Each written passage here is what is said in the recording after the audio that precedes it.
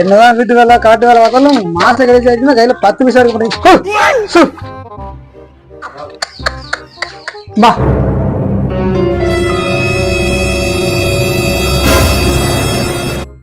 Hello மாமா.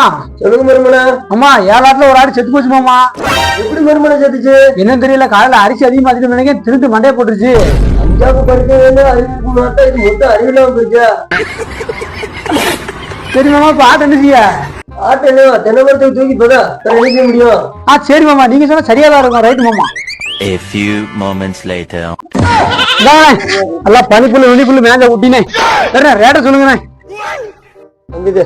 என்ன ஆட்டு புழுக்க கூட கிடைக்காது இந்த ரேட்டுக்கெல்லாம். கூட ஒரு 500 போடுங்கண்ணே.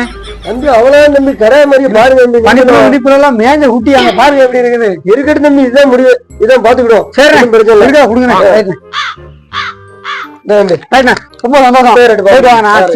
சரி கிடைச்சா நாம பையனை தேய்ச்சி போய் லைன் பண்ணுவாங்க போ. நல்ல வேலை, செலவு காசு இல்லைன்னு நினைச்சேன். ஆண்டவன் படியில தான் நினைச்சேன். ஆட்டுக்குட்டி படி ரொம்ப சந்தோஷம். எங்க போவா இல்ல நீ ஒரு ஆர்டிஸ்ட் காமிச்சிட்டா